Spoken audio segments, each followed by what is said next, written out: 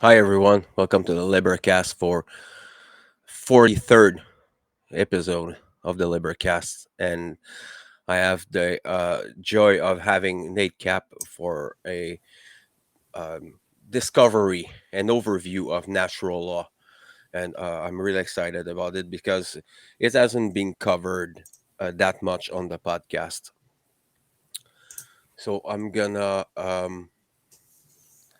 just do something. I forgot. Give me 2 seconds. I really like your intro music, by the way. Yeah, Maxime Téberge-Lollier made them is one of my good friend, It's and he did a great job. I fucking it's like it. way cooler. Well, I really like it a lot, but it's really like I like hearing the whole thing in the headphones. So I want to acknowledge Caroline Riley Shadow Work Community webpage. It's about shadow working and it's for everyone. She's offering a course on shadow working. If you're a uninitiated, you don't know about it, you're just curious, or you're initiated, or you're a neophyte in shadow working, I suggest you could go there and go take a look at what she has to offer. Actually, Shadow Work Community is as a page on Facebook, and I suggest everyone to go there. It's awesome page if you want to get great insights. Caroline Riley is incredible. So thank you, Caroline, for your this work. So before I'm starting, I'm having tomorrow a special uh, podcast. I'm actually redoing the interview with Paul about gang stalking. He's a victim of gang stalking from government, and I'm gonna have is a redoing of the interview tomorrow at 9 p.m. EST. So tune up; it's gonna be awesome. Uh, the initial interview was fascinating and troubling at the same time because what it means to be gang stalked. So be there tomorrow, and I want to, as usual, thank everybody who's partaking into the LiberCast. Um, every supporters, every guest on the show, the people who are partaking into the table discussion. Thank you guys. You're fucking awesome. I like you so much.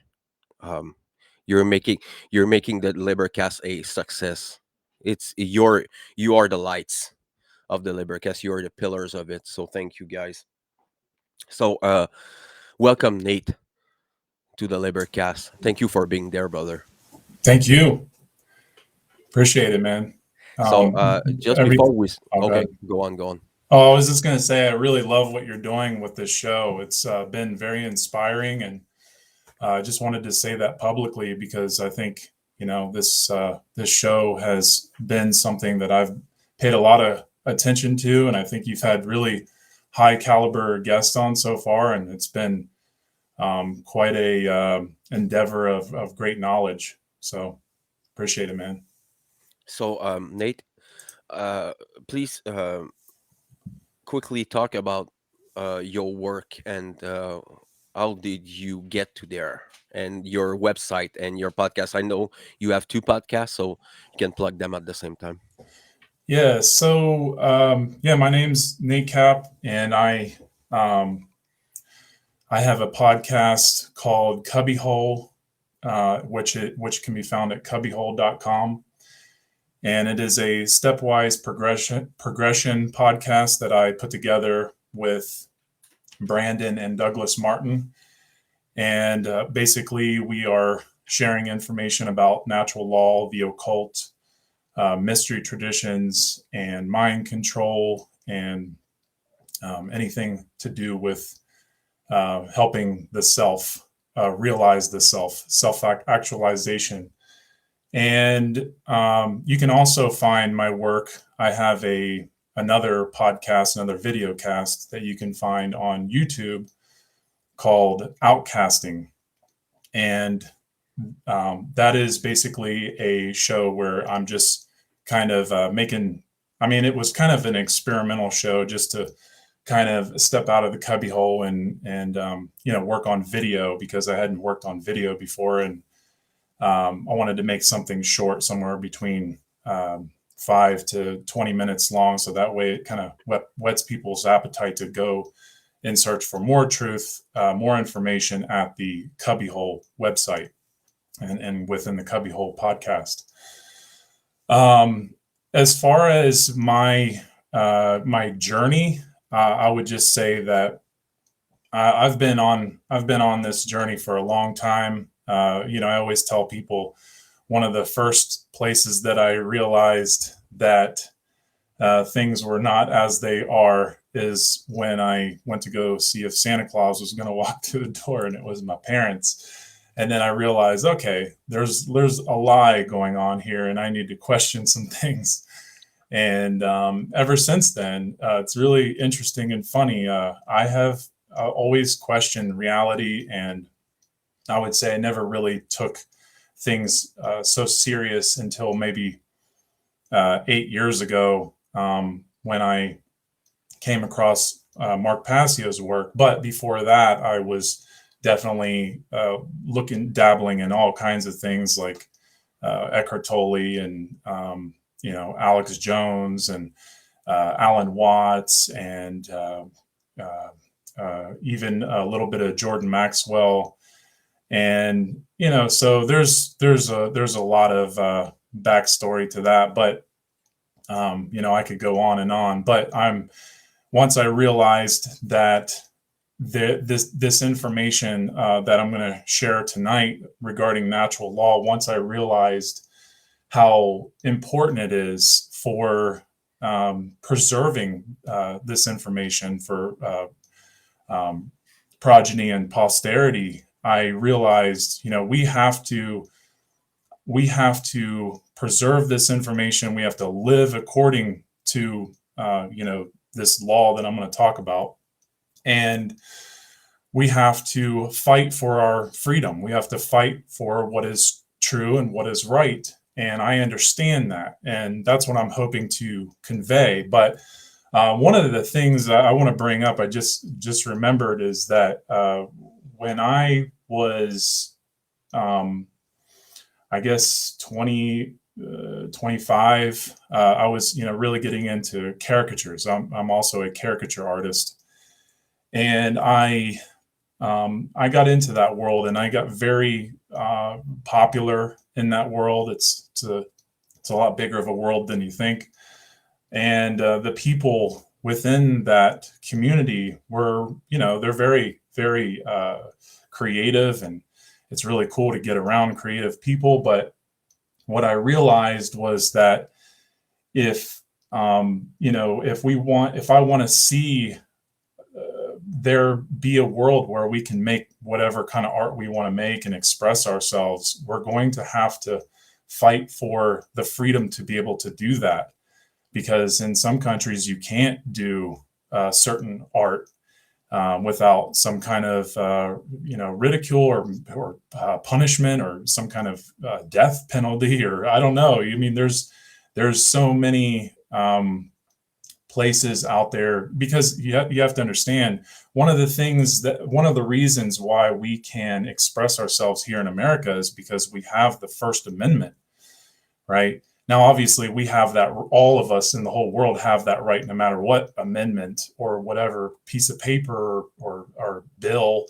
But the point is that this First Amendment that we have in this country is preserved. It's to preserve our rights, so that way we don't forget them.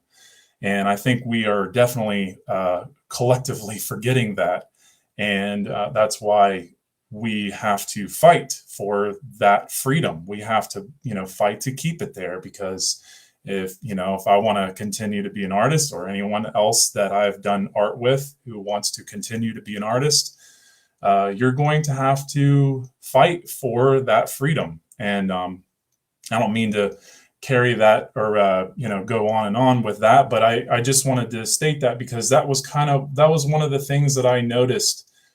I remember kind of waking up to that and thinking, well, I really love doing this. I love expressing myself. I love creating art, and I love making fun of people with caricatures.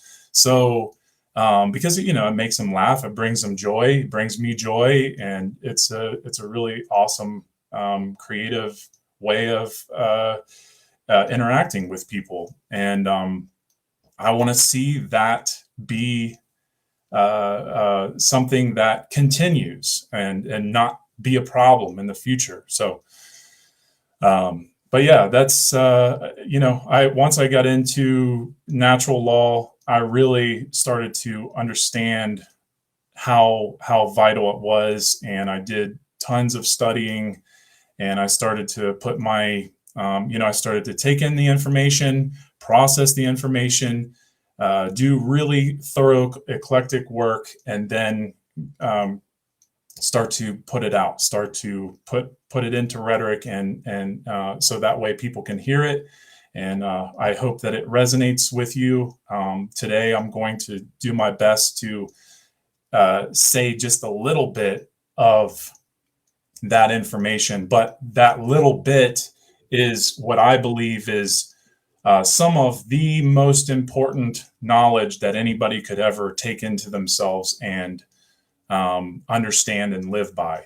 So, Oh, sure. I can before we're starting, and I think the best way to show to people it's by experience.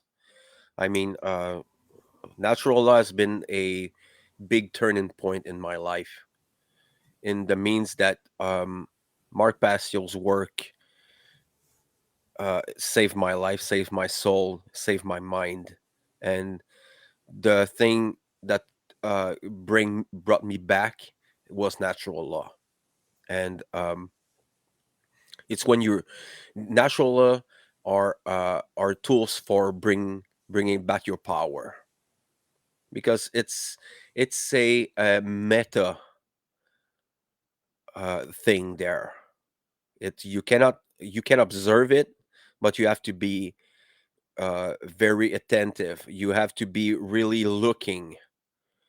The By example, I don't want to step over your work that you're gonna bring up, but I think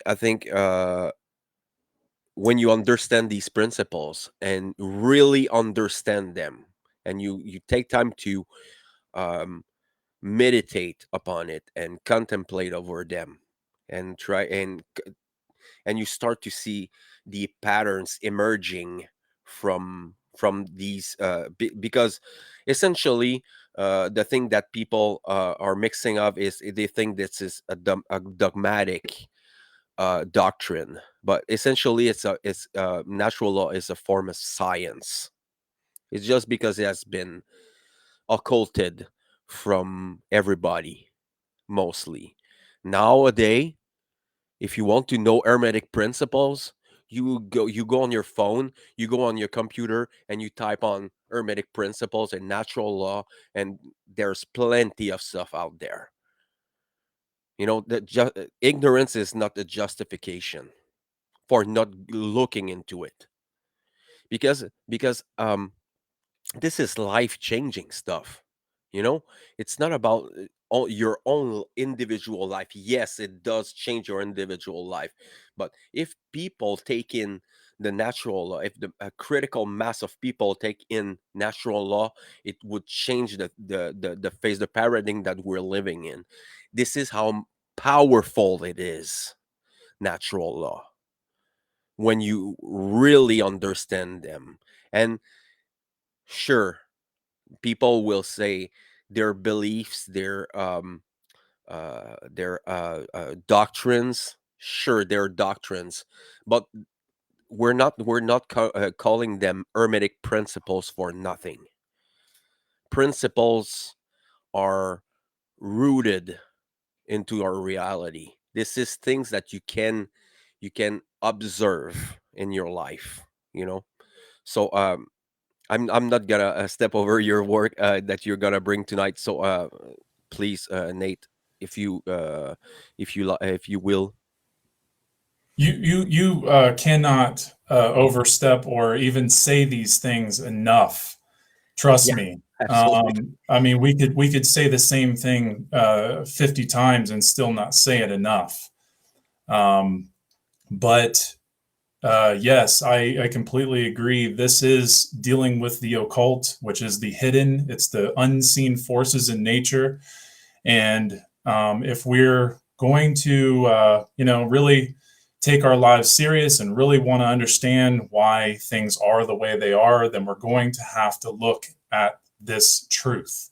We're going to have to look at what we can't see in reality. We can't see gravity, right? But where we have Sure, to obey it. We have to obey this law. So, did you want me to go ahead and get started sure, on this sure. presentation? Okay, cool. Here you go. So, this presentation that I'm giving tonight, I really appreciate Fred giving me this opportunity to get on here and do this because this information, like I said, it's vital. And if we really want to discover this natural law, we're going to have to pay attention. And that's something I'm going to get into here in a minute. Um, so discovering natural law, this is what I believe is the crux of why we go all the way in search for truth. Because once we discover this law and discover what it truly means, then it gives us purpose to go all the way in search for truth, to go all the way to the light. And that is something that I see in a lot of people who do not understand this law. Some people understand ethics to a degree, but they don't understand it enough. They have not gone far enough in their research, and that is why so many people give up. That's why so many people don't make it. That's why, I like the saying, there are two mistakes that one can make on the path to truth, and that is not starting and not going all the way.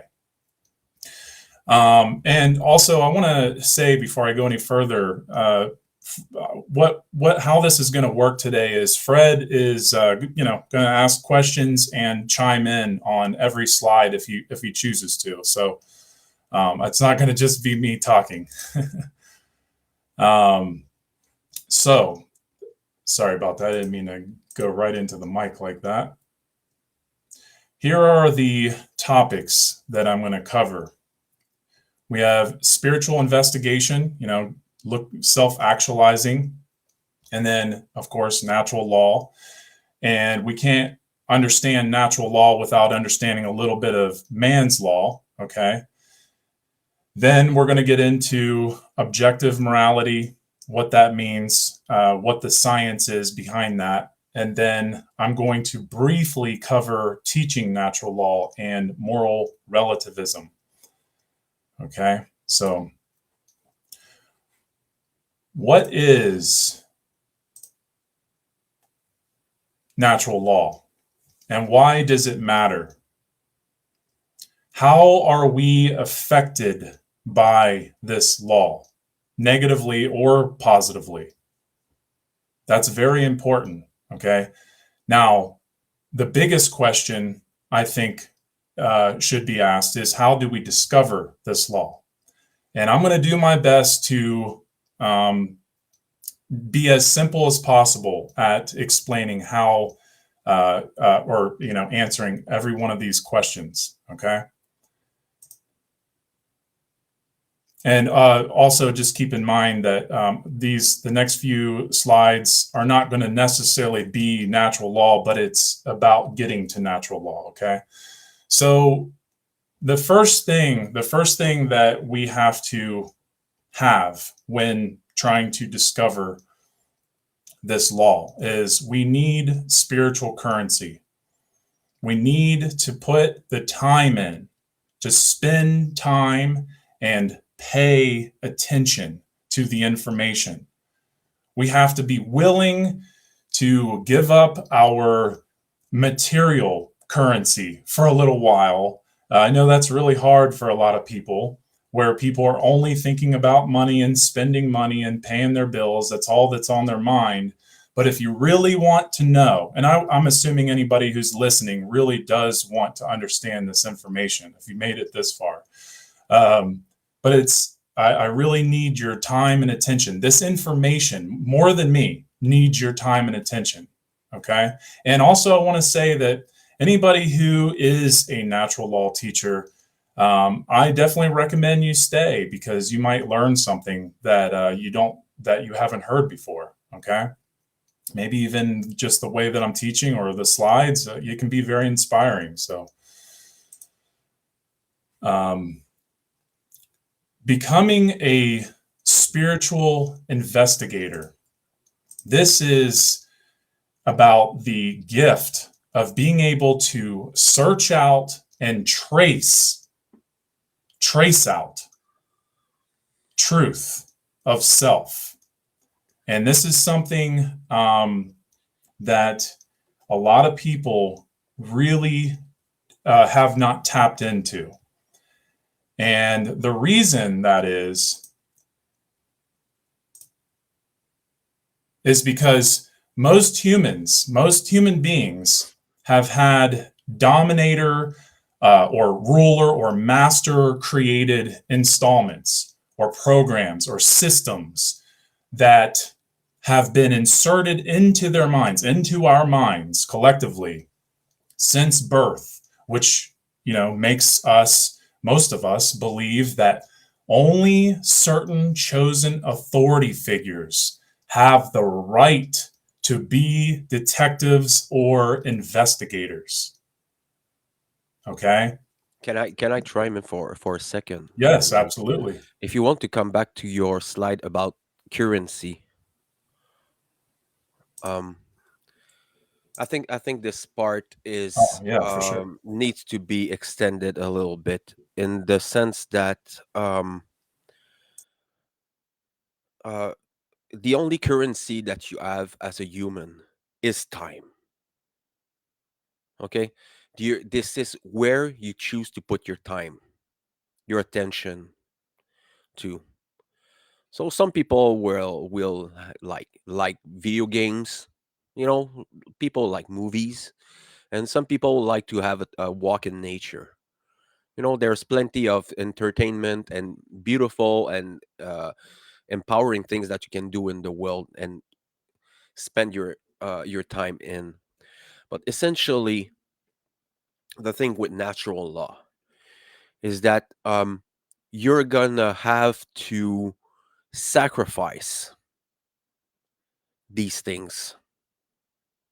And when I'm talking about sacrifice, I'm not talking about giving, your health, you know, or like me, I have a family. I don't have the luxury of letting them down. I need to take care of my children. I need to be there. And some of us are still have to work to be able to live, or survive. Depends on where you are. But essentially, your attention, the energy flow where your attention goes. So the thing is, I just want to bring this a little bit because um just by example, this podcast and your podcast, Nate, this is time. This is sacrifices that we're making. you know I and these kind of sacrifice, when you really dive in, you're doing it with pleasure, you're doing it with pride, you're doing it with accomplishment.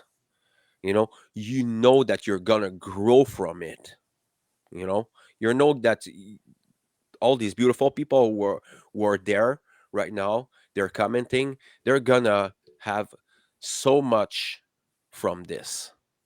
And this is what we want. We want I'm not asking money, you know? And I'm sure Nate doesn't ask money for his work. So essentially, you're going to have to sacrifice a little bit of your time, a little bit of um a little bit of entertainment, or or selfish um or selfish means.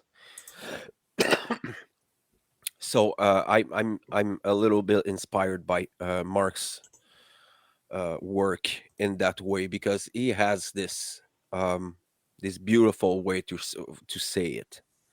You know, it's not easy. You're gonna make mistakes. You know, it's not it's you're nobody's perfect.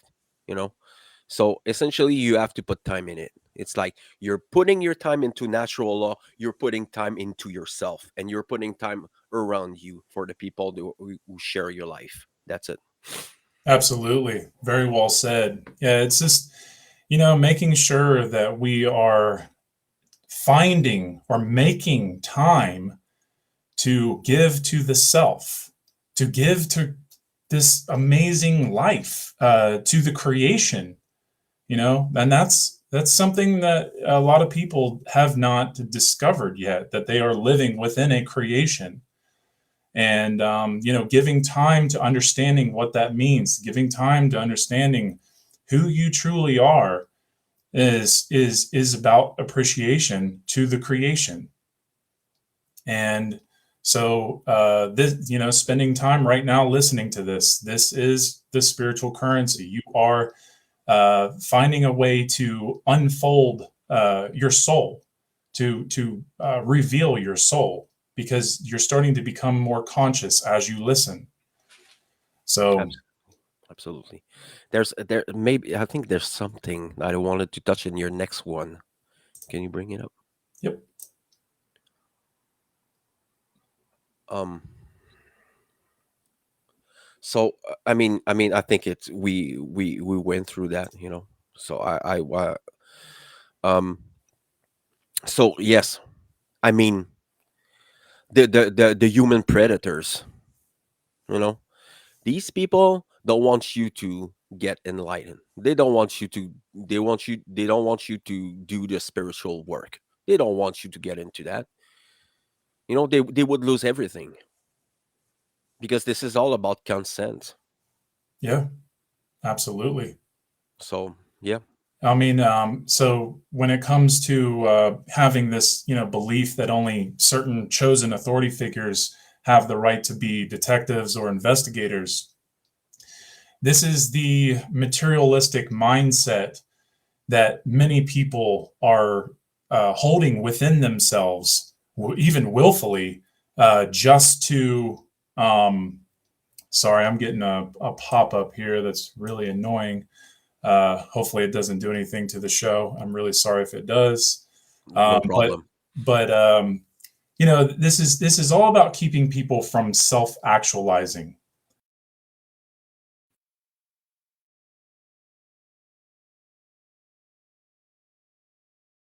There's a little bit of lagging there. But let me bring up this one there. Oh, I'm not. We're not there. Any? Are you there, Nate? Can you hear me? So we have a little problem with the connection there. So there's a component and into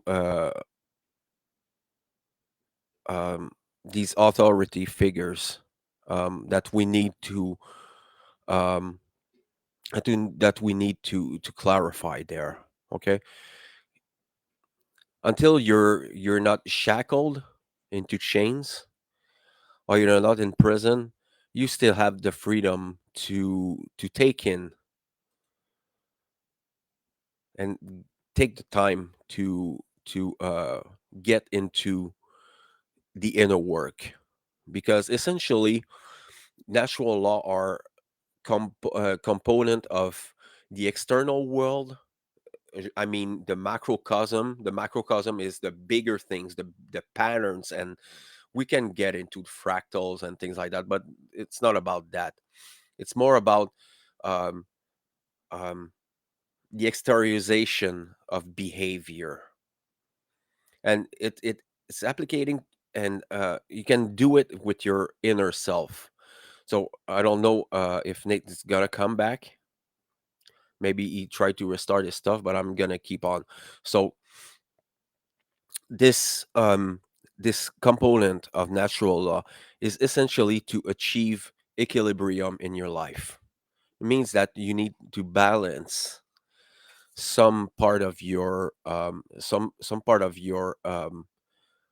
psychology and some part of your body, because there's in the natural law, there's ones that it's called correspondence. And actually correspondence means that he's back. Here we go. Sorry, man. I don't know what that was, but this little thing just popped up and said, "Your, I don't, No problem. force quit."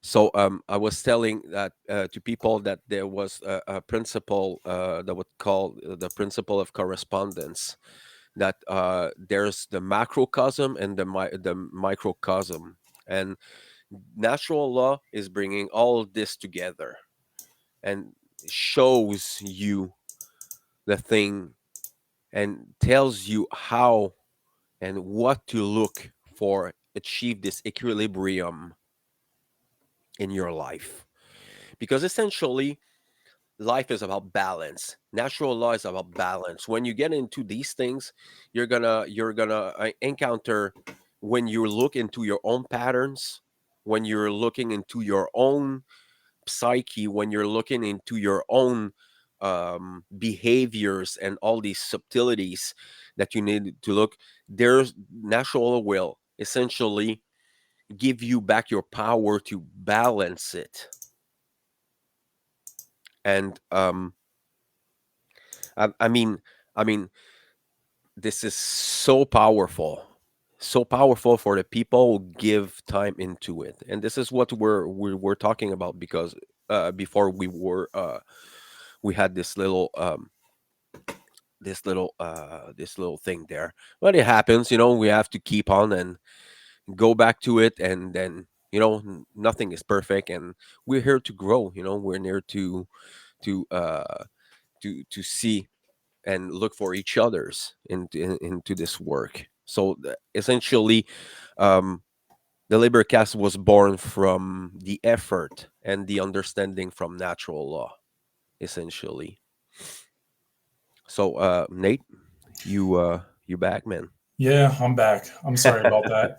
No problem. But here I am, and hopefully that doesn't happen again. And if it does, I really apologize. I don't know what's going on, but It's okay. No, you don't need to apologize. No problem. It's okay. the what I wanted to talk about here, becoming the spiritual detective and investigator.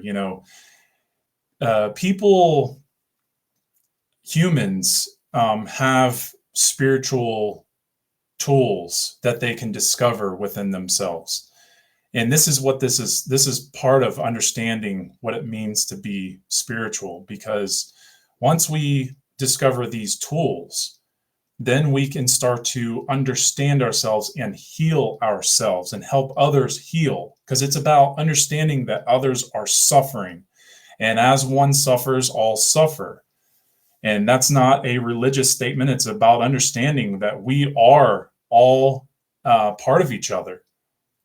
There's no separation other than what's up here. Okay. And so we have to understand that. And this, a lot of people don't really understand what a spiritual tool is, but I think a lot of people do understand the tool known as retrospect. So I think that's something that a lot of people can understand. Okay. And this is a spiritual tool because it's about going back and looking at something in the past, to go back in the mind into our history our history bank and look at where, maybe we've had trauma, right? And we can go back and heal ourselves, or we can go back and find out that maybe we were wrong about something. That's the beauty of this spiritual tool. Now, there's a lot of other spiritual tools that I'm not going to go over, but it is up to us to discover these tools. And I do we do talk about this on the Cubbyhole. So definitely tune into that if you want to learn more about that. But these these dominator installments of indoctrination programs that most of us get, we don't ever really do any true investigative work to really understand what that means, or that we are under some kind of control. We don't ever take the time to do true detective work on ourselves, and I would think more people would be into that, because I mean it's so fascinating to find out what we are, why we're here, and what this place is that we live in, and how we are allowing others to do what they do in this world, that is totally immoral and wrong. Um, but the point is that I really wanted to deliver here is that this life is a gift, okay, and we should do an extensive investigative work on the self. We should do the true spiritual detective work on the self, because this gift of life, comes with a gift giver other than just, our mom and dad. There really is a divine gift giver, a creator. And that means that the more that we investigate ourselves, the more that we'll have appreciation for this life that we were gifted. And I think that is very, very crucial to understand. So, if you're not familiar with Alejandro Jodorowsky, um, he is the creator and director of the movie Holy Mountain, which I highly recommend anybody who wants to understand a allegory about the hero myth. It's phenomenal, very hard to watch, but also it's a very beautiful movie to study. And he made this quote, or he said this quote: "Birds born in a cage think flying is an illness." And then I translated that into what it means to be an investigator is a person raised with toxic programs of who to be installed into their mind will think self-investigation is an illness. And I'm not saying that they automatically think that. That's why I put it in quotations. But these programs that are installed into our minds are programs like entertainment, and then we have political programs and porn programs, who to be, right? So if you're watching porn, it's like you're doing this to try to be like one of them, right? Medical programs or school programs, any type of divisive program that fuels us with indoctrination that cuts us off from truth and nature. And many of us also become very abusive within these programs. And, that's why we never really do any true investigative work, because we're stuck. We get stuck in these abusive, perpetual programs. And that is why this investigative work is so important and so powerful, so empowering. There's the overabundance of cultural indoctrination too. You were naming these things, and we can all put this stuff into culture. The culture is the Oh, program absolutely. of the civilization, is the program of your, like, Some includes nationalism, Yep. patriotism, you know, Yep. and these things. And culture is not only about what kind of music that plays in your region.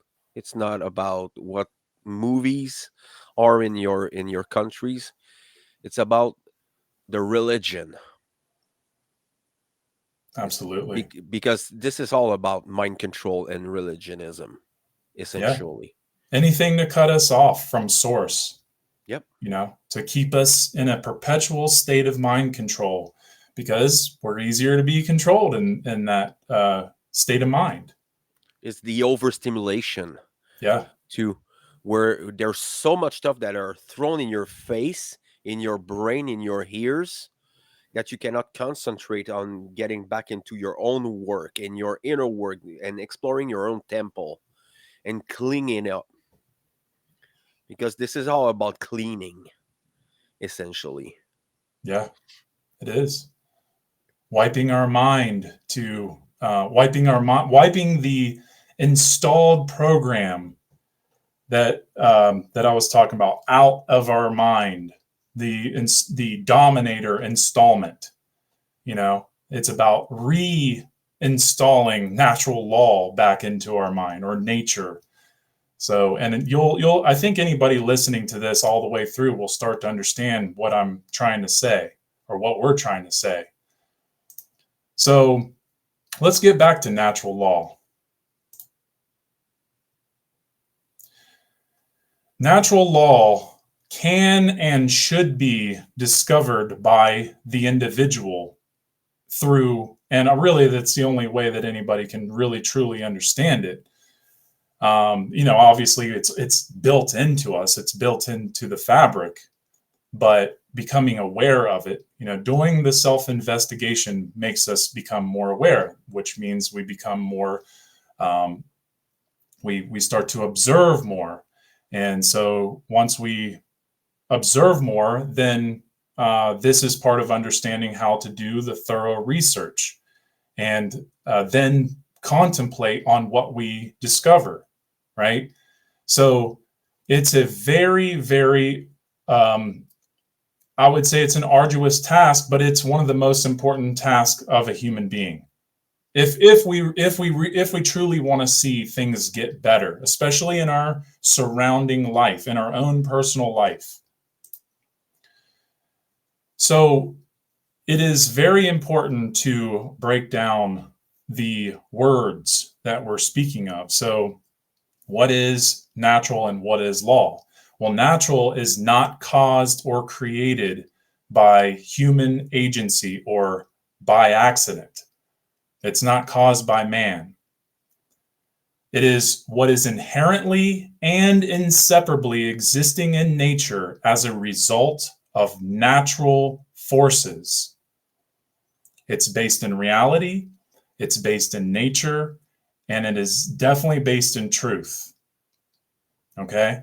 And then uppercase L law is a binding condition, which is permanently set or fixed in the universe, in the fabric of the universe. It's something that can't be undone. It's something that can't be changed. It's immutable. Okay. And I just want to bring something a little bit, and nature actually is can be compared and is the spirit aspect of God. I'm saying I God, but you agree. can call it however you want. It's but essentially, um, I love this sentence. Nature is visible spirit, and spirit is invisible nature. Yeah, I like that. Yeah, that's exactly it.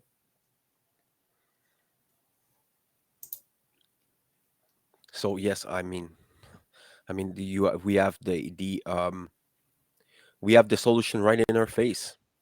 Just because we don't have the education, we don't have the information to assimilate and being able to see it. you know Right. because you can only start to see it when you started the path to truth. And for starting the path to truth, you have to care about you have to care about truth. You have to care about the people around you too. Yeah, the You know, sentient and beings. yep. Brandon Martin, he says something I really like, and this kind of fits with a lot of things. And in reality, is you can't know how to swim until you jump in and start doing it. You know, you can't understand natural law without getting in there and learning this information. And that's the truth. You got to put yourself through this work to really start to see it. And once you do, it is extremely eye-opening. So, what is natural law synonymous with? We have the law of karma, which basically is, what goes around comes around. You have the golden rule, which is do to others as you would have done to you, or, don't do to others as you wouldn't want done to you. There's the law of one, there's universal law, there's cause and effect. Every cause follows with an effect, and every effect first had to come with a cause, right? And then there's the law of vibration. So basically, this is the idea that everything in the universe is in motion, nothing is at rest. And when we think about this law of vibration, you can really apply it to everything in here. Like when you think of karma. So law of vibration would be the energy that we emit is also the energy that we receive, whether that be positive or negative, right? So when you look at karma, you can fit the law of vibration into karma. You can say what energy goes around is that energy is going to come back around, right? With the golden rule, the energy that you do to others is the energy that you will have done unto you, right? The vibration that you do to others is the vibration that you'll have come back to you. So once we start to really study these other conditions, such as what we see here, we'll start to understand natural law better. And the more that we understand natural law, the more we'll be able to understand these other conditions in the universe. So this is I would say probably half the list of the laws that are synonymous with natural law. Yeah, there's God's law too. It's not God's there, but law. it's there. Um, and people have that problem with that word, and it's too bad. That it just means that they haven't developed into an adult to be able to hear what that truly means, because they haven't done enough work. Most people associate God with an institutionalized religion like Christianity, and because of that, it taints it. And I understand why, but we have to get past that. We have to get past um, that wall and really listen to what's being said, because like I keep saying, it's an empowering thing when we take in this information and really see it for what it is. So natural law is how and why we learn moral lessons in life. And this can be looked at as a statement or a question, because, how do we learn moral lessons in life? That's the question I think people really need to ask themselves. Or why do we learn moral lessons in life? It's because it's about understanding that there are consequences for our behavior. Well, where does that come from? Why is it that when you cause harm, or that anyone causes harm, that there are consequences, whether it could be right away or it could be over time? We have to we have to ask that. We have to ask, well, what is that? And I would say it's an intelligent measurement of the universe. The universe is intelligently measuring every move that we make. So any energy that we are allowing to manifest outwardly, that is being intelligently measured and then brought back onto us, and not just individually, but collectively. So, So so there's the morality is, it's there, it brings more order. It's if it's the lack of morality, it brings more chaos. right, absolutely, absolutely. Let me. Sure. This thing is. I have to always like double click for it to move. Um, okay, so this is a very important slide. Okay, so we have natural law because the universe is always talking to you. Yes, absolutely, it is. Um, so we have. That's my girlfriend, by the way. Hi, Cindy. um, so we have natural law and we have man's law. So natural law is the uppercase L law. Why? Because it is the law that man did not create. Okay. And then we have man's law, lowercase L law, which is made from man's little ego or big ego, right? But it's the little law because it is a law that was not created by nature. It was created by man. Okay. So that's why we have to understand, differentiate between the L's. Okay. So universal or natural law is unwavering. It can't be undone. It cannot be changed. It is universal, non-man made, existing, immutable conditions that govern human consequences in nature.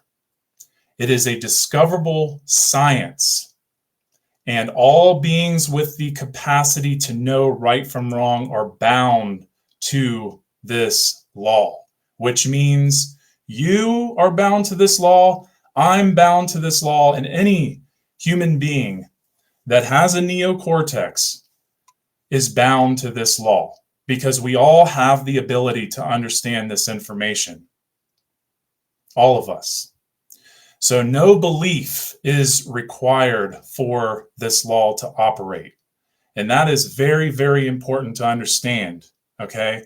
So just like the law of gravity, if you drive off a cliff with your car, which I don't recommend, and you say, I don't believe in gravity, well, it doesn't matter. You're still going to fall to the 1,000-foot drop off and hit the bottom of the canyon and become a mangled mess and hope that you didn't live.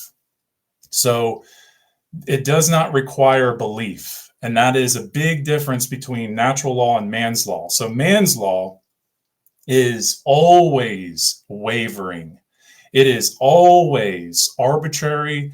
It's always changing. And if you think about all the different countries in this world, or the different states, right? All different states, all different countries have different laws from one another, right? So this is how arbitrary our laws are. Man's laws are.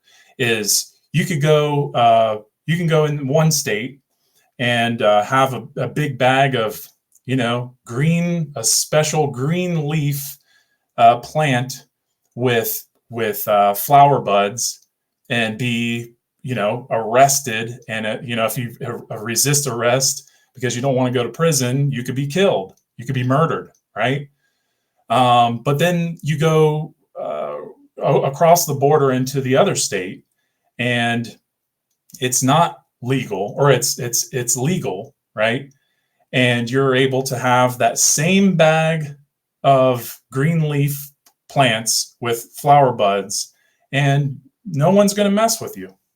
That's how ridiculous and arbitrary man's law is. Okay. It is the rules, it is the lowercase l laws created and prescribed by man, who is, role playing, with this fantasy as authority through fear based control, keeping the minds of the masses in a extreme perpetual state of duress. meaning, keeping us under the threat of violence if we don't comply with their, little L laws, their rules, right? And these man-made fear-based laws and the belief in them are what generate government, which is the enforcement of the inverted and degenerated material-based version of natural law. Okay, so man's law is an inversion of natural law. And that what that means is man is playing God, because man has taken the natural law and perverted it and inverted it to push it on to others through fear-based mind control. And it is the belief that we have in this system, in this government, that keeps it afloat through fear. And that's what we have to understand. We have to be able to differentiate between this little law that is raised or grown through man's ego, because it's a control system, versus natural law, which does not require belief. So we have to understand, we have to be able to see the difference between the two. And that is very, very crucial. Okay. And there's a lot more to it, believe me. I just want to say something. Um, I suggest everyone to go see the book "The End of All Evil" from Jeremy Locke. He gives a very good explanation about men's laws. So I encourage everybody to go to listen to that. And by the way, I have it's inverted now, but this is the French translation of Oh, "The that's End of awesome. All Evil," and I'm this one is going for a listener. Uh, I made this little uh, event that I'm giving it. This is how serious it is. This is how valuable it is. I'm giving it to people who answer a little simple question. So I just wanted to bring it. Man, that book is so hard to find. Well, Um, the English version is impossible to find, and if you find it, it's gonna be fucking expensive as yeah, hell. in the thousands for sure. Yeah, Yeah, that's well. If you have the PDF, then you have the knowledge, and that's all that matters. Um, yeah, that book is gold. I have not read it all the way through, but I have read parts of it, and yes, I would have to agree. Um, so let's look at the transgressions of natural law. And this is very, very, very important to pay very close attention to, because there are wrongdoings that human beings can do, that can partake in, that will cause disharmony with natural law.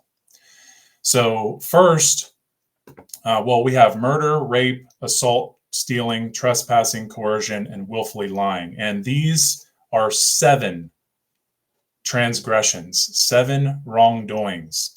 So we have murder, which is to violently take the life of another. So when I'm talking about is the premeditated then acted upon behavior to take someone else's life without any kind of rightful reason, without just cause. And then there's rape. And rape is about violently relinquishing the sexual consent of another. So basically, to violently take away someone's choice during a sexual encounter. And something I want to talk about rape, Fred. I don't know if how much you've run into this, but anytime that I talk to someone about morality, I ask them what they think about rape. I ask them, is rape a wrongdoing? Is it wrong to rape someone? And everybody says that it is wrong to rape. So then right away I ask, okay, well, if it's wrong to rape, does that mean that wrong is objectively wrong? And almost every single person says there's no such thing as objective wrong. And they also say that wrongdoing is subjective because it's something we agree upon collectively. And so then by that logic, I always say, okay, well, if it's something we agree upon, then by your logic, that means that if we agree that a grown man can rape a young child, then it's okay. It's good. It's fine. You Yeah, it's know, called moral relativism, and it's fucking absolutely. rampant everywhere. Yeah, it's an illness. It's a Yep, disease. yep. Um, yeah, and Well, just like this is. Go ahead. um, rape is actually theft of consent. Actually, Yeah, you can absolutely. rape can it's not necessarily a physical sexual thing. By the way, Yeah, I mean, yeah, it's not. It's not. It's not. True love, sex. That's for sure. I mean, it can you can be psychically raped too. Oh, for sure. Absolutely. Yeah, it's disgusting. It's Yep. deplorable. Um, so then there is assault. So assault is a violent attack that takes away the physical well-being of another. So basically a physical violation or initiation of violence onto another person. Okay. And then there's stealing. Stealing, everybody understands stealing. Stealing is stealing the property of another person. Stealing is, taking um, the something that from someone who has ownership over that property. And then there's trespassing. Trespassing is the violating. It's about violating or the act of violating the security and privacy of another. Crossing over invited on someone else's property. And then here is what I think a lot of people have a very tough time understanding, which is coercion. And this is, and I kind of already talked about this earlier. Um, Coercion is threatening someone else's choice through violence if they don't comply. Okay, if they don't comply with what the person is telling them to do, and this is so um, misunderstood because people only choose what they want to believe when it comes to coercion. Because when it comes to a robber who, breaks into your home and, tells you to do something through with the threat of violence, and if you don't comply, you will be killed, you will be tortured or whatever. People will say that's wrong. But when it comes to law enforcement, it's the total opposite. You know, it is like people will switch right away to try to justify why law enforcement is allowed to do that and why that's okay. And that is just crap that people think that way. It's so backwards. It's so inverted. And this is why the belief in authority is so dangerous. And then there is willfully lying. And willfully lying is about taking another's ability to consciously make an informed decision. So willfully withholding correct information, or making something up, and being fallacious, and keeping knowledge of truth from someone, and that leads to harm. It's all about deception. So all of these 7 wrongdoings, all these transgressions are all forms of theft. It's about taking that which does not belong to you. Okay. So this is very, very, very, very important information. And if anybody's watching this on their computer or on their phone, you should definitely screen capture this so that way you can study this type of information, because this is this is like a foundation. This is something you can work from. So, natural law is a science of right and wrong. It's a science of morality. And here is another graph that I would, study really hard. Is we have objective morality. So what is a right and what is a wrong objectively? So a right is correct. It is based in truth. A right is moral, and it is aligned with natural law. A right is any action, any behavior that does not initiate violence or cause harm unto other sentient beings. And sentient just means, able to feel or perceive. Okay. And then you have a wrong. What is a wrong? A wrongdoing. A wrongdoing is incorrect, and it is not based in truth. A wrongdoing is immoral, and it is not aligned with natural law. It doesn't harmonize with natural law. And a wrongdoing is any action that does initiate violence or cause harm unto other sentient beings.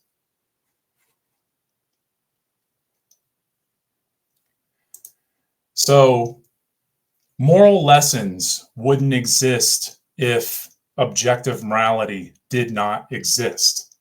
So we really have to understand this. We have to really think about this. We have to really do the research to understand why that is.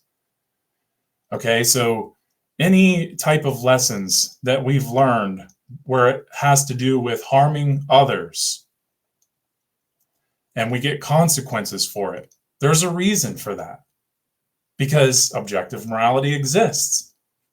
So we really have to deeply understand that. We have to do the homework and really deeply contemplate on that and understand that. So natural law, or, under natural law, good is to be done and it is to be pursued. And evil or wrongdoing is to be resisted and thwarted. So good is to be done because it's about doing good to align to natural law. And it's to be pursued because it's about understanding that natural law is an unfoldment and we have to continue the work to do what's right. And evil or wrongdoing being resisted is, you can look at that 2 ways. So resist it within, with your own actions, resist the evil within, resist the wrongdoing, resist doing wrongdoing. And also, natural law is, one of the principles of natural law is self-defense. So defend yourself, resist any type of wrongdoing or evil in this world. Stop it, thwart it from happening. So, I mean, these slides are awesome, by the way, Nate. They're Thank really you. straight to the point. And I would add to that good has to be fought for to preserve, and evil must be fought against with Absolutely. everything we have, with your voice, with the amount of force that it needed to be stopped. 100%. And that's why this information is so important, because once we take it in, we start to take our sovereignty back. We start to realize that we're truly sovereign beings in this world. So, how do we know what a right is? We already know what the seven wrongdoings are, but how do we really truly know what a right is in nature? And one of the ways we can understand this is through the apophatic method. And the word apo comes from the Greek, meaning away from or off, and then phanai, meaning to speak. So to be able to speak away from or to speak off, which means the affirmation through negation. An affirmation is the action of affirming something, and negation is about the opposite of something actual or positive. So the apophatic method is used to learn what the negative is in order to understand the positive. And I'm going to explain this through this graph that I created. So this is about understanding natural law through the apophatic method. So if you see here the circle, the blue, or the almost blue circle, is akin to the nearly infinite rights in the universe. Okay, this is synonymous with the infinite rights of the universe. And then you have the little red pie piece being the seven wrongdoings, which is what we already went through. Okay, so these seven wrongdoings are forms of disharmony. They are behaviors that cause harm. Okay, so there are only seven wrongdoings out of all human behaviors under natural law. Okay, so harmonizing with natural law is behaviors that do cause or that do not cause harm. So that's the blue part. So think about all the behaviors that you could possibly do. I mean, you can do anything. I mean, you just think about any kind of action that you could possibly take in this universe, on this earth. And you can do that because it harmonizes. But the moment that you do any of those seven wrongdoings, you are causing disharmony. And that's the truth. That's how natural law works. So this is all about learning what rights are by learning what wrongdoings are. You're right. You're right. Actually, stop where you take someone else's. Actually, Absolutely. 100%. So I just wanted to switch gears just a tiny bit. It's not really too much, but we hear about this man's law, great reset that's taken place. Well, the true great reset is the realignment to nature through natural law. So there is a great opposition to this great evil that is amongst us. And that is taking in this information and starting to take responsibility for our actions and making the change that we wish to see in this world. If we really want to see things get better, we're going to have to take in this type of information and labor for it very hard because we're at war and we have to understand that. And, I don't want to have to be the one that tells people that, but also I have to, I'm charged to tell people this because I understand this information. I recognize that if we don't reset ourselves back into nature, and that doesn't mean, go live like a caveman. It doesn't mean, go live like people did back in the, 1400s. It means we have to reset natural law back into our hearts and minds. And we have to align to this so that way we start to make bigger and better changes that with a positive outcome, you know? so can I stuff you for a minute? Um, I just want to bring a little something up because we talk about natural law, But I would like to bring up the expression of natural law in the sense of there's seven main natural law. I just want to bring that because I didn't see it on your slides, but I'm gonna just bring it there for the That's people fine. to see. Yeah, I was gonna So, get into that kind of. That's all right. okay, No, no, no, no, no. sorry Let's about do it that. here. Let's do it here because I was just only gonna mention it Okay, so this is actually I'm using Mark Passio's work slides because I mean this is the work of the works. This is the great work, and uh, just can we just like go through them quickly so we can explain a little bit and then we can continue your presentation for afterward. sure. For sure. Okay. So there's the principle of mentalism is actually saying that the all is mind. Everything comes from the thought. Means that you want a quick example. It's the inventor.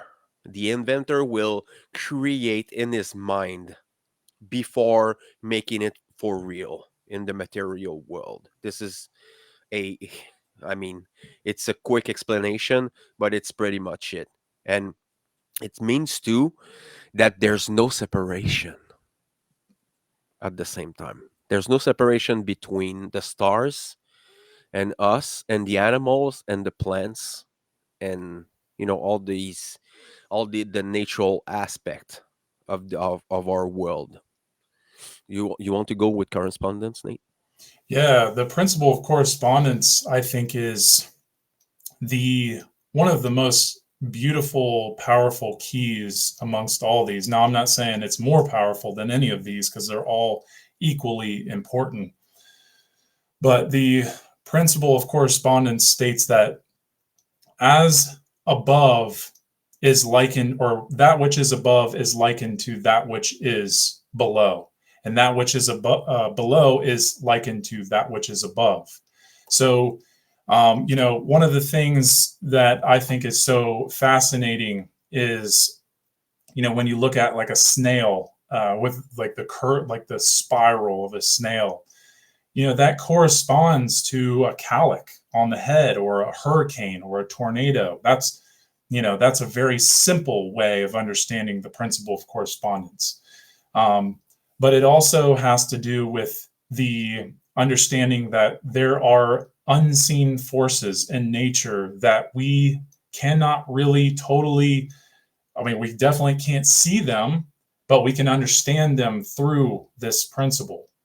And so, when we especially natural law, because it's about understanding that there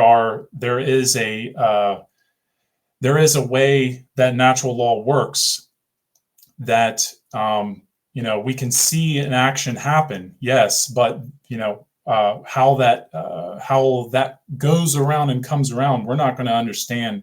We're not going to totally get to see that play out. But I'm not really totally explaining correspondence with that well. But the point is that once we see how like when you think about the brain, how it is the like when they light up the neuro pathways of the brain, it's very similar to a lot of the pictures that we've seen of the universe. It has a very similar look, and that's because the universe is always finding a way to mirror things. So the principle of correspondence is a spiritual mirror, right? So if we can learn how this spiritual mirror works, then we can see a world that is unseen. And once we see this unseen world, we start to open up a whole, beautiful side of life that just isn't understood through a materialistic mind. So there's after that there's the principle of vibration, but most people who's gonna stumble upon this podcast know how vibration is everywhere. Vibration is everything. We are all our organs are vibrating. Radiations are vibrations. Um, when you touch the water with your finger, there's a circle that expand from it. That's vibration, you know. And the hertz when you're listening to music, there's a tonalities. Tonalities are vibrations. How you hear in in your uh in your ear is vibrations. It's a your ear is receiving the vibration and translating it and sending it to your brain. So this is a quick explanation of it.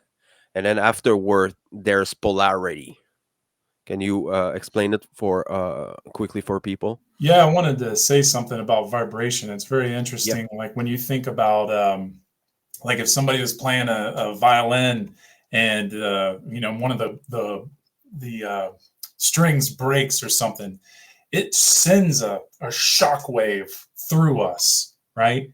There is, we feel that and we cringe, or when someone hits the wrong or plays the wrong note or something, there's a reason that we cringe, and it's because it's a vibratory reaction where something is not right, and we cringe at that.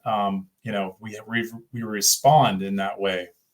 I just think that's really interesting how we respond. But the principle of polarity is about understanding that um, there really isn't like it's about understanding degrees, and this is about the idea that if there is hot, the extreme of hot and the extreme of cold, well, you have the extreme of hot being the polarity of the extreme of cold, but there really isn't a difference. It's only in a measure of degrees.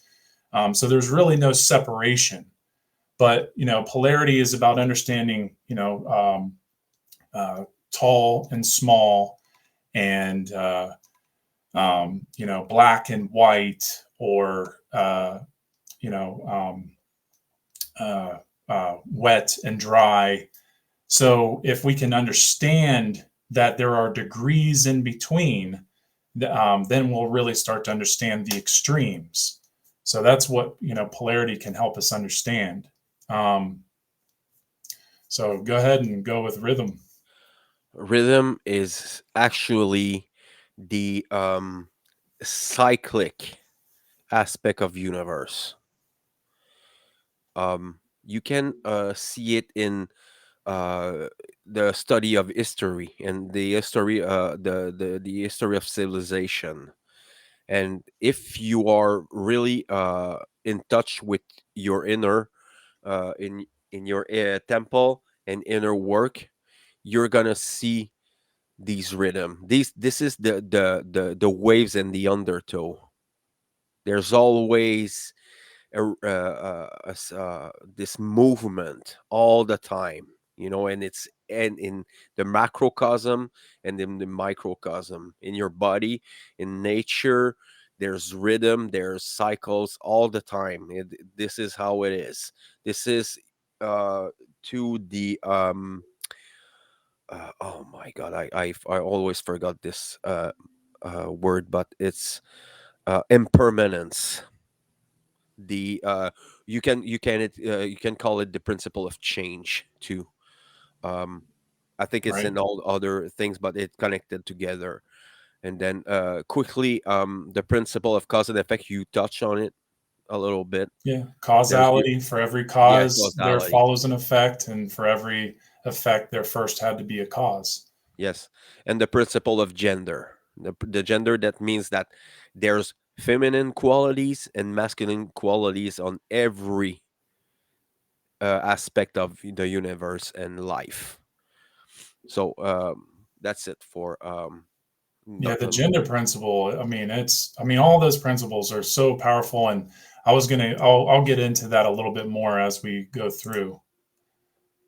Um, so I wanted to talk about just a little bit, and maybe you can uh, chime in on this, Fred. There's more than one teacher of natural law, okay? But there's still not enough. And this is just a little something I wanted to add in because it's something that I see in the communities, and it's unfortunate, but there are many so-called truthers who negatively focus on other light workers who are teaching the same science and even the same slides of other natural law teachers, you know. And these people, these so-called truthers, go out of their way to childishly ridicule these light workers on social media rather than focus on teaching natural law themselves. And one thing that I'm really the reason that I brought this up is because it is important that people understand that nobody owns any knowledge of natural law or any knowledge at that. Okay. This is very, very important to understand because I think it really limits a lot of people from.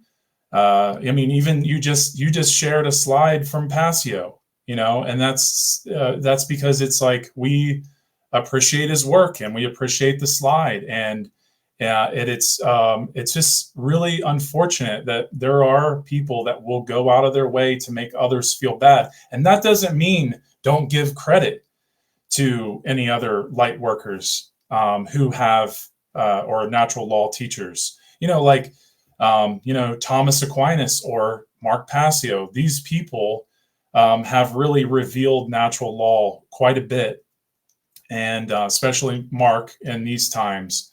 And he has expressed many times to share this work freely, share these slides, use it in your own presentations. And I say the same thing.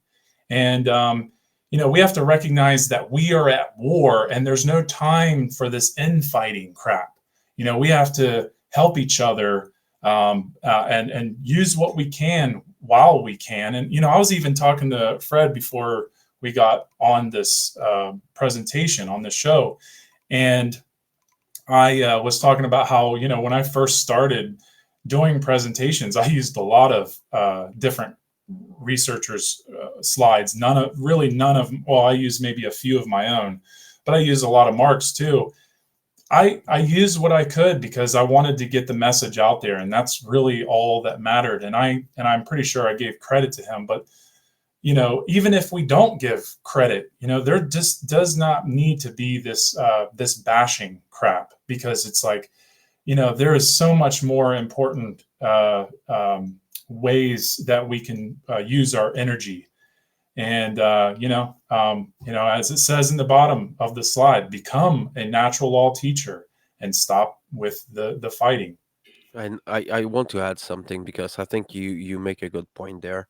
And I just want to emphasize into, if someone's want to be a teacher of spiritual Marxism and axioms like natural law, you have to know your shit before you're doing it.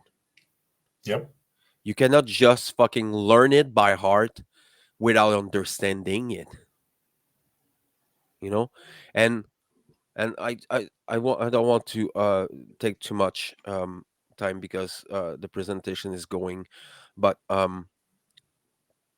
if you're doing that and you're using it for selfish means, you're doing us a great disservice. Absolutely.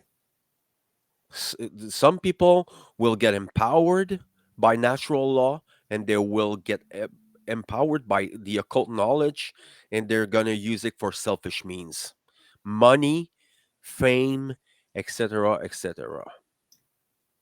So I mean, if you're really into natural law, you have to be you have to kneel before natural law. You have to respect it.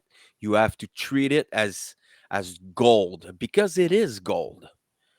This, even in the alchemical aspect of it. Absolutely, it is. So you can continue, Nate. I just wanted to bring that. So here's some natural law resources. Um, if you're not familiar with Thomas Aquinas, you definitely should familiarize yourself with him.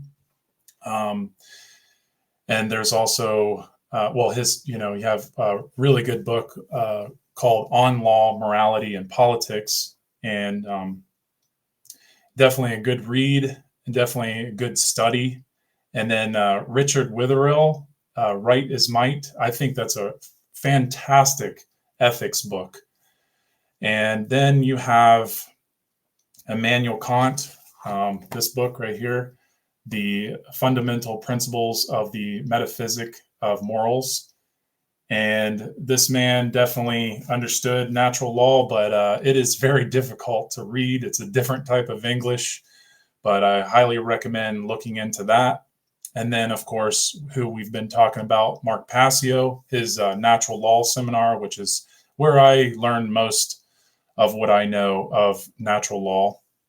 And one thing I want to say about Mark that is so special is that he was what makes his work. It's not necessarily Mark, but what makes his work stand out more than pretty much everybody else's work who has done any work on natural law in the past is that he was able to separate the science of natural law from the institutionalized religions.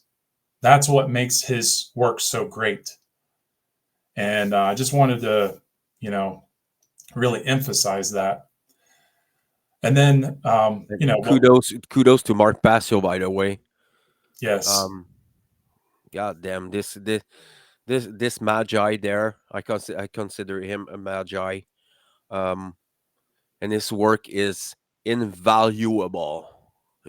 When you get into this stuff, if you're able to get through his presentation style, his language, I mean, he's fucking awesome. Thank you, Mark Passio. By the way, you this is the LIBERcast is part of what you created. You helped created. So thank you, brother. yeah, he's the man. Um, so the Kabbalion is what we just went over with the seven Hermetic principles. So these are the governing laws or the governing principles of natural law. This is how we navigate natural law, as with those seven principles. And obviously, there was one principle that we didn't cover, which was the principle of care, and it's the hidden principle, or the forgotten principle, even. This principle is the principle that combines or encompasses all seven Hermetic principles. So there's a big study for you right there if you're not familiar with that one. So The Kybalion requires multiple reading, by the way. yes, yeah, it is. It's not something you read from cover to cover. It's something you study for the rest of your life, and you can see how it applies to everything. It's such a small book too. Well, at least the copy I have is. Um, so I wanted to talk about conformity and morality. So conformity is about doing what everyone else is doing, regardless of whether it is wrong.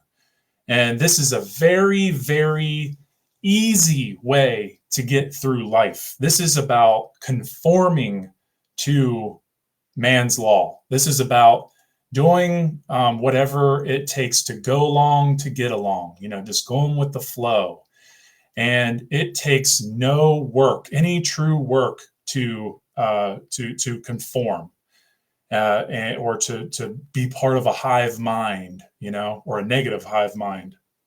And then what would be the answer to that? Well, it'd be morality, because it's about doing what is right, doing what is absolutely right, regardless of what everyone else is doing.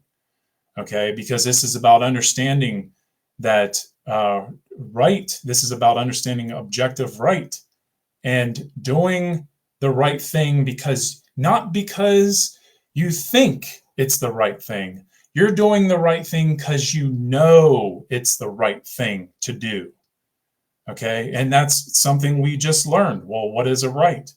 It's an action, a behavior that does not cause harm to other sentient beings.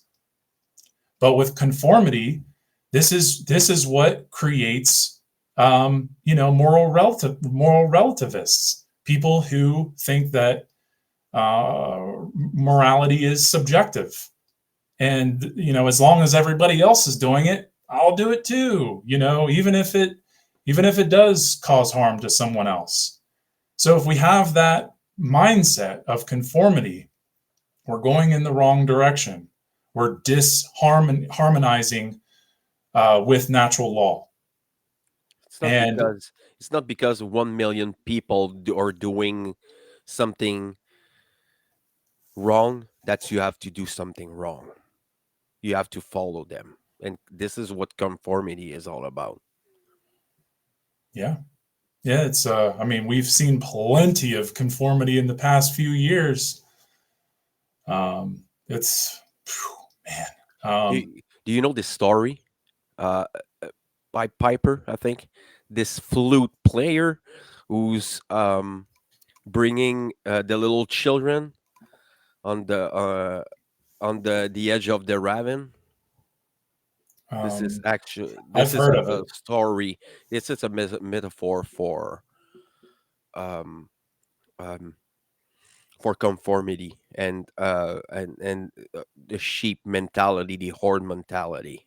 You know, you have this this character who's playing flute, and he's bringing the children on the edge of the cliff, and the children they don't know, and they're following the flute, and they're Mm, dancing, and they're totally innocent, but they don't know that they're about to drop. yeah, I have heard of that, actually. Yeah, yeah, that's exactly it. You nailed it.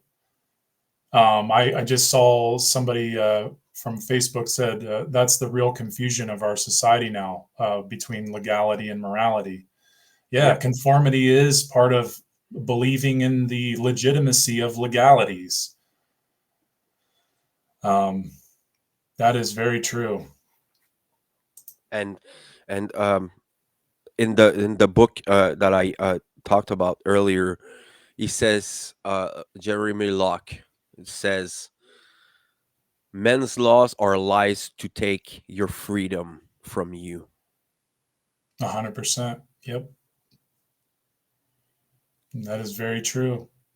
And that's moral relativism, which is this slide. Yep. This is the dangerous, very dangerous, and dogmatic belief that objective morality does not exist.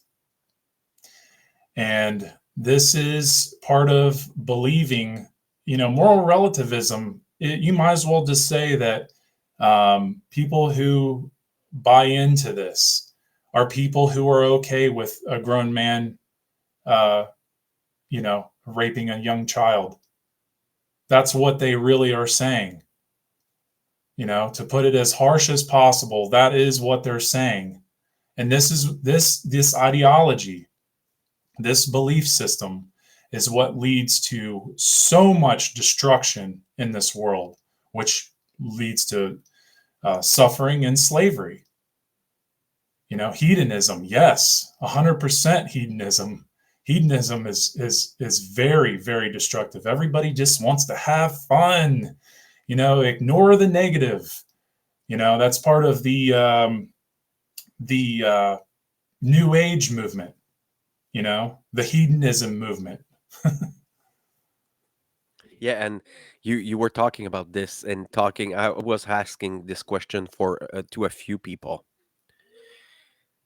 I was asking them, do you think there's good and good and bad? Do you believe in and good and evil? And most people don't. They would say right in my face, no, there's not. And I was fucking angry, man. I was telling you, okay, so if truth doesn't exist, if evil and good doesn't exist, means that I can go in your house, steal your stuff, beat you up in your own house, and it's okay. It's okay. So you're justifying, not you, Nate, or the people who listen to it, but these people are justifying the use of violence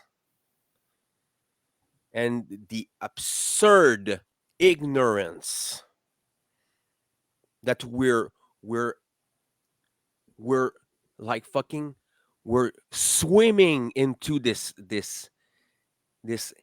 brain dead critical mass that are bringing us, like I was telling before to the people, this flute player who are bringing the people, these children, to the edge of the cliff.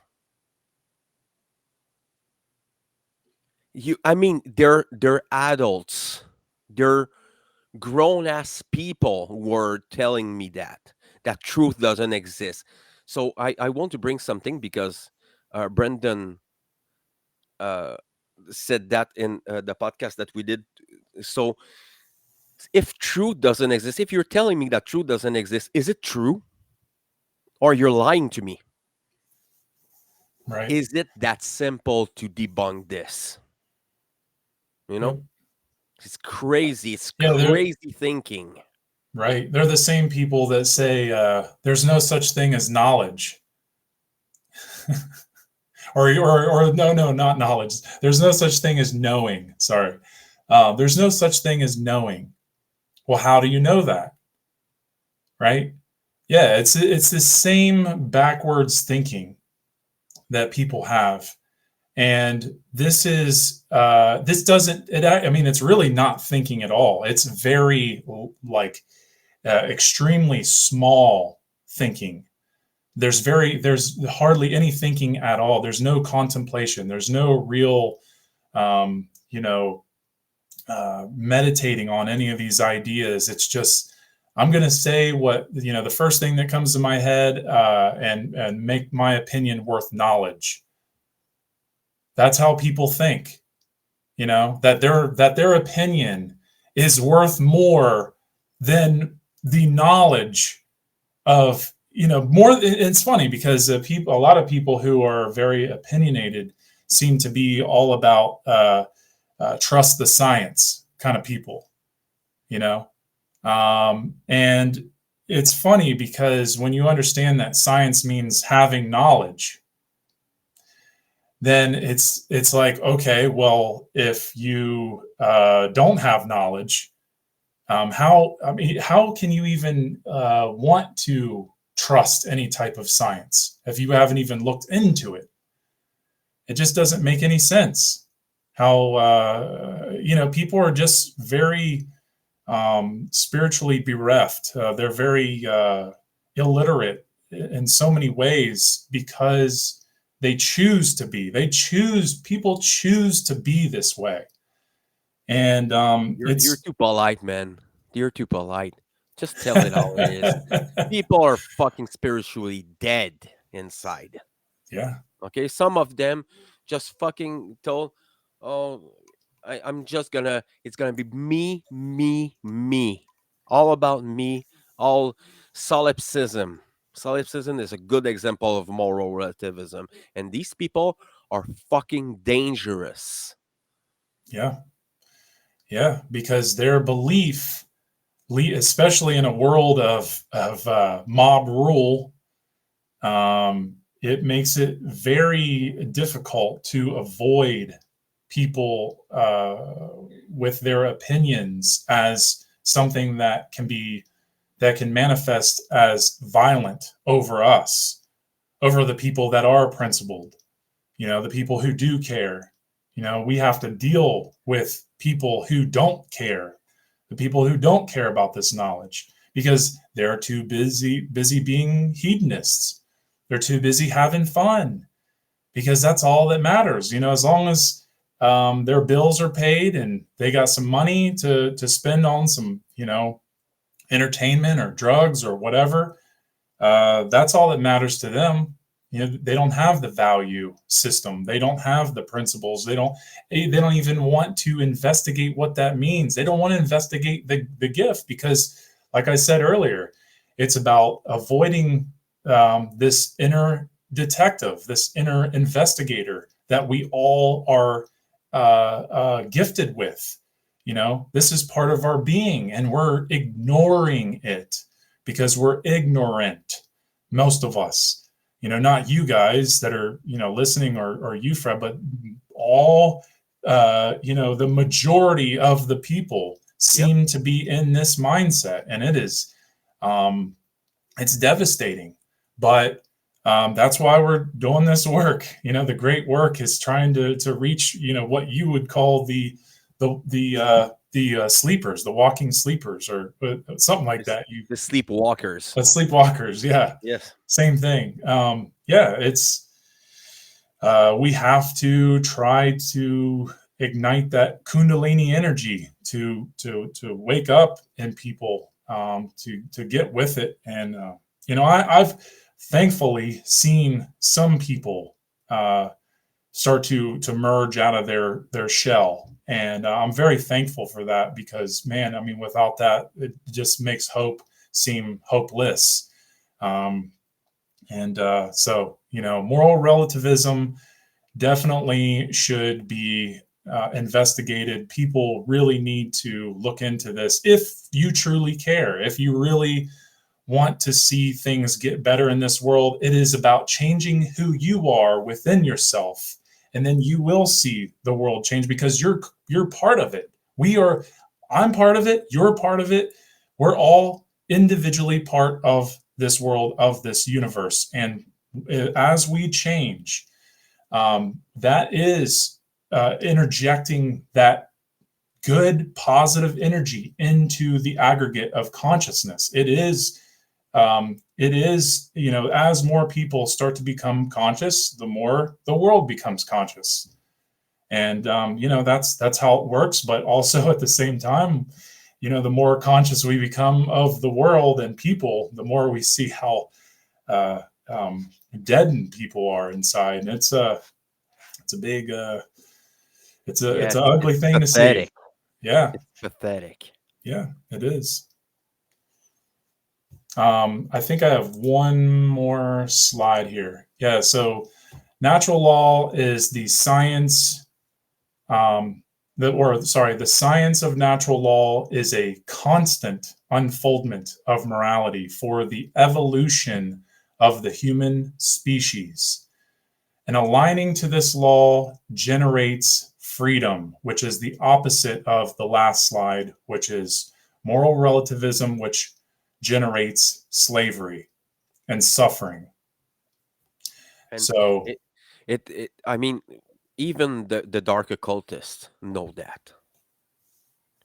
They know that, yeah, you know, absolutely, and they they're do. using it against us.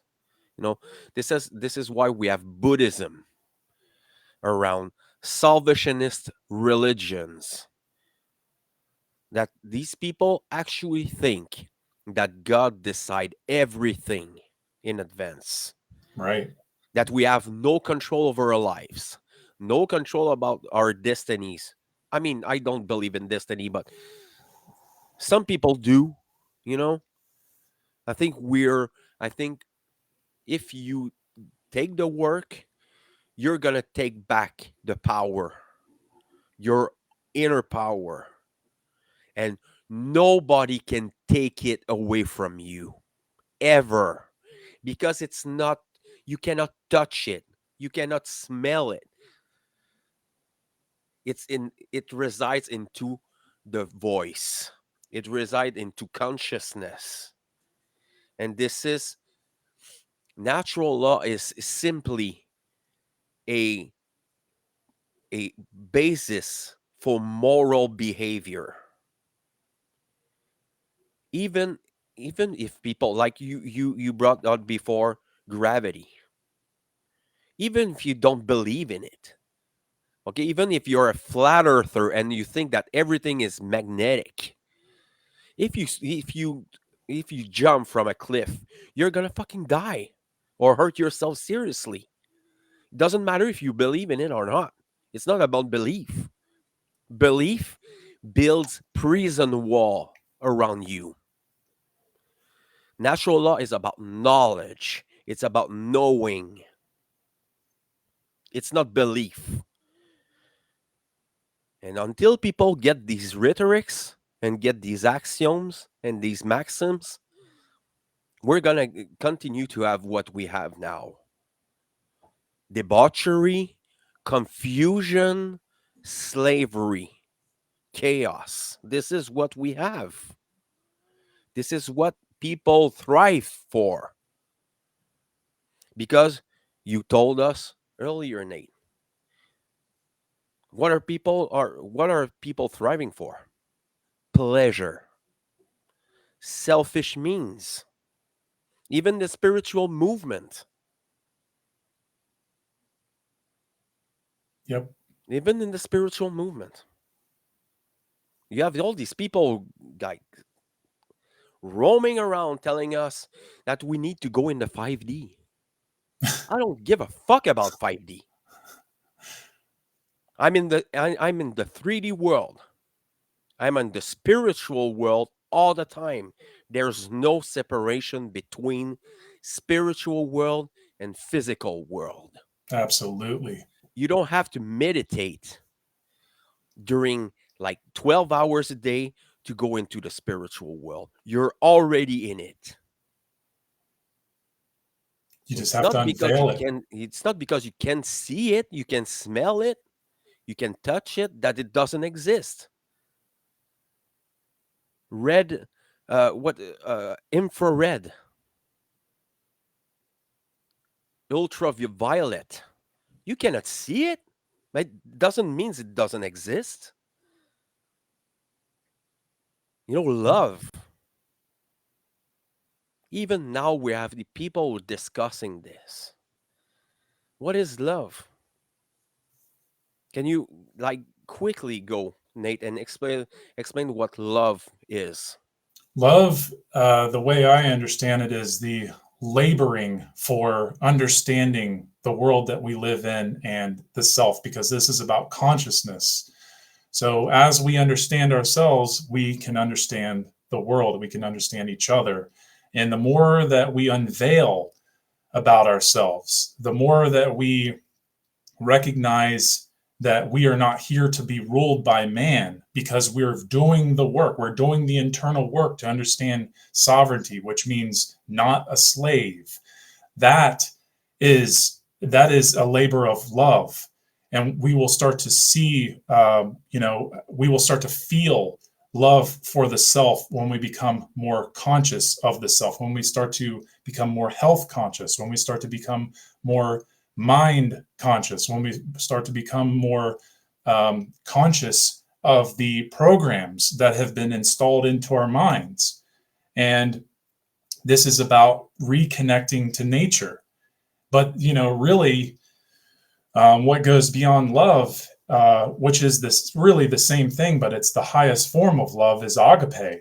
Because once you have taken the time every day, labored every single day, done as much work as you can to understand, take the time out of your day to understand what is truly going on, and you're putting this information back out for others because you recognize the suffering that's taken place in this world. This is a form of agape. And this is, a selfless act. It is about, like you said earlier, sacrifice. Sacrifice is love. And, there's other forms of love, but, those, when it comes to our sovereignty, those are what really need to be understood. And there's a lot more to it. Yeah, and I want to add something about this. Love is the expending emotion. Love is everything. Yeah. Nature is love. Because if you're in constant fear or stress, you don't have place for love, because fear will close your mind, close your heart, close your consciousness. I'm not saying that we have to be fearless, because if you're fearless, you're fucking stupid. And but if you understand that love leads to care, and care leads to what we're considering natural law. Care is the binding aspect of natural law. Without care, without attention, nothing of that is possible. Because we can intellectualize and rationalize everything if we want to. Yeah.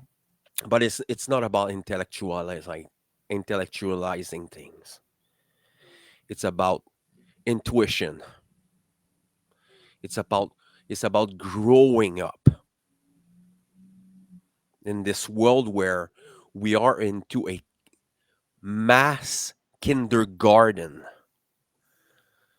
and we have to deal with these grown ass children around. And I was talking about this in the table discussion, and it's and I understand why the teachers of spirituality and like Marpasio are getting angry, because people they don't listen.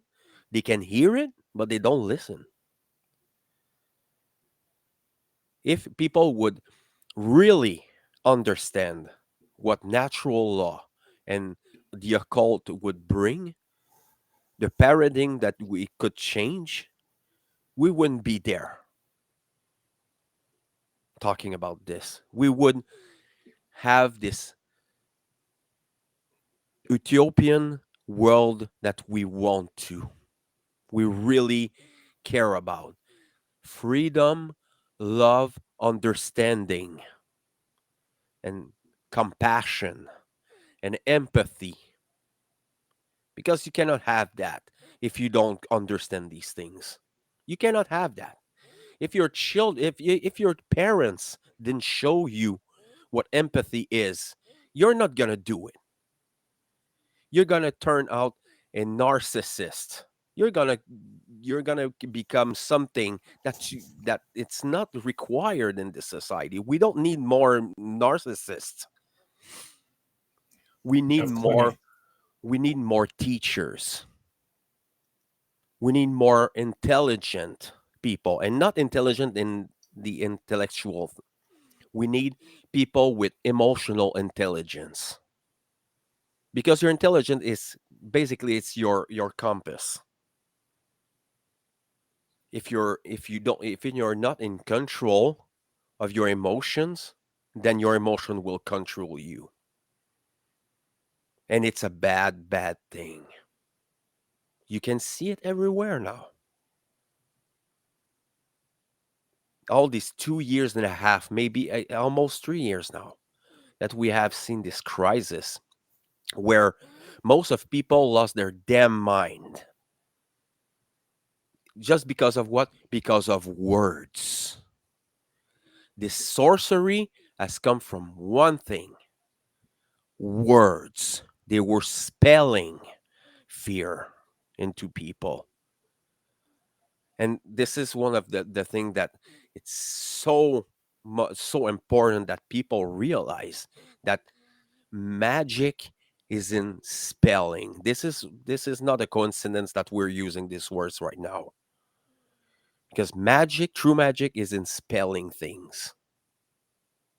Now, right now, Nate and me, we're doing magic. But we're not sorcerers. We want the people to get better. We're doing it for the betterment of humanity. As much as I know, nobody proves us wrong for now. Nobody proves Mark Pastio's wrong. Nobody came with a true, authentic argument against natural law, against the occult. You know why? Because the occult is everything. This is what is the first natural law, mentalism. Everything comes from the mind. So if you control everybody, if you control the intake of information of everybody, you can do whatever you want with people. Because essentially, like Marpasio said in one of his podcasts, it's like you're there and you're going to play a chess game, and you're playing against someone who is like the is played for years. You're gonna get your ass whooped, essentially, because they know about this. They know about behaviorism. They know that humans are really influencer.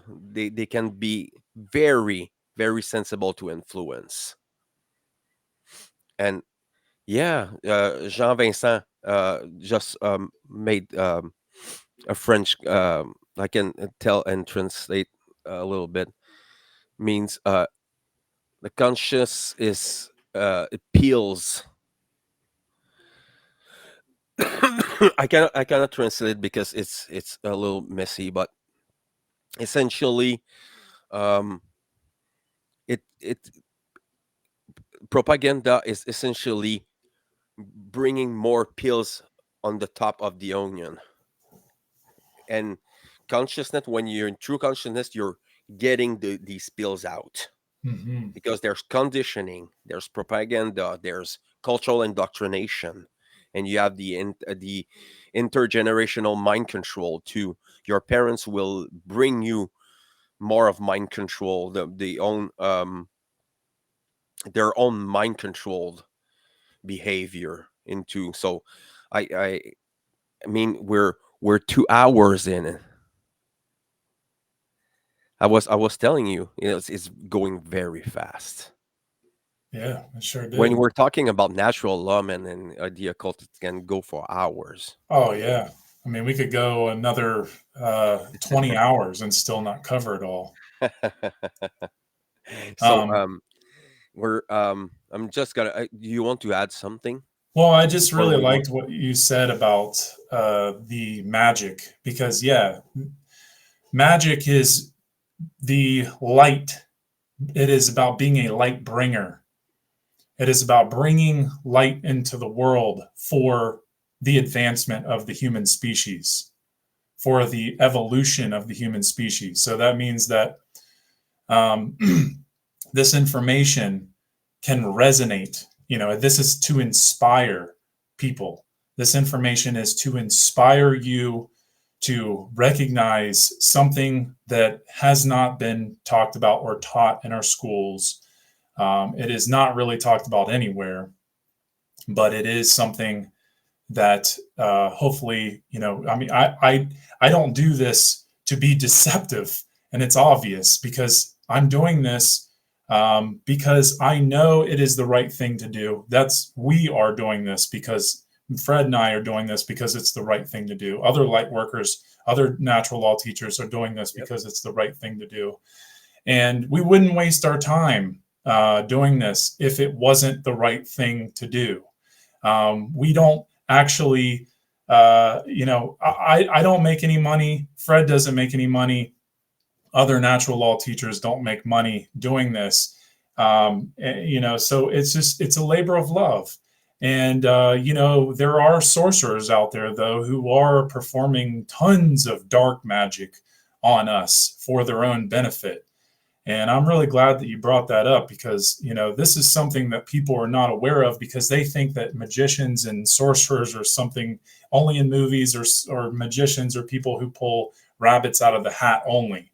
And no, that it goes way beyond that. And people really need to understand this. People really need to uh, go deeper in their work to really understand that words are spells, and they can be spells for good intention, and they can be spells for bad intention, which, anything in this corrupt system that we're in is definitely not for the betterment. It is not to inspire people to do the right thing. And we really need to get that in our heads and take this more serious. Absolutely, absolutely. And uh, thank you very much, Nate, for sharing your time and your wisdom with us. Um, can you please tell people where they can get your work again? Yeah, if So, you go back to the slide, I'll yep, show that real quick. let me do it. Yeah, I really appreciate it, Fred. This has been awesome. This went a lot smoother than I intended on my end. I really hate that the little technical issue happened, but that's what happens, and we have to power through that and keep going.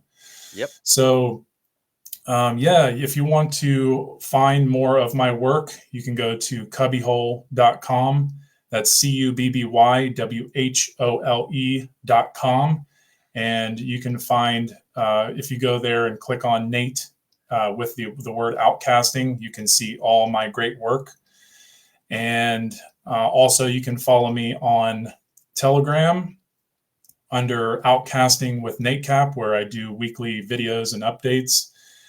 And yeah, man, that was a great conversation. I'm really glad that you got to go through that with me, and I really love your insight. It's so awesome. Again, what you're doing with your show, Fred. I mean, I'm very very inspired, and that's something that I want to try to do in the future. Is do these roundtables like you're doing. I think that is something that needs to be done more because even if it's not getting the views that it should be getting, it's definitely allowing us to all talk with one another, to conversate and to learn from each other a lot faster, and really work out ideas that maybe we can't work out on our own.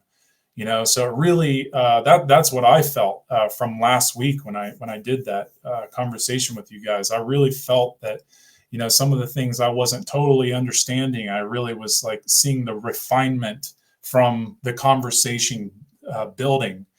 And that's such a great thing that you're doing. And having people come on your show and do presentations is so cool too. So thank you I again, mean, man. uh, I told you like earlier before the show that this show is for adults, for grown ass people. You know, if even if you don't know about these things, it's okay to not knowing something. And we're doing it because we have to spell it into the world. And even if there's only a handful of people who've seen the show who's gonna see it, it doesn't matter because we spelled it into existence. Yes. We're seeding this. So I mean, I enjoy doing it. I enjoy having all these beautiful people, these great workers around me, and you are the pillars of the LIBERcast. I'm only the I'm only the messenger. I'm putting it up. I'm building the network, and we're having a new projects that are coming up. Um, so stay tuned, people, and I'm having tomorrow. I'm gonna just announce it tomorrow at 9 p.m. I'm having this interview with Paul, who is a survivor of Gen stalking, and then after the 27th, I think, let me verify that I don't want to put people in mistakes. I'm having Dorian Green on the 27th, Awesome. Thursday, 20 October 27th.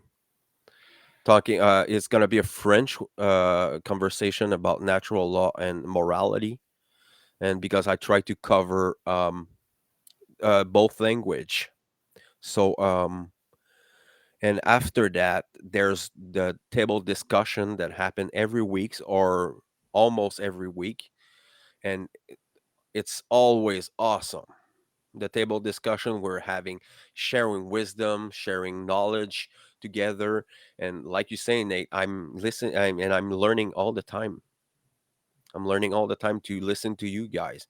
Nate, you said you got inspired by me, but it's the same for me. I'm getting inspired by you all, the great workers around. So thank you very much, everyone.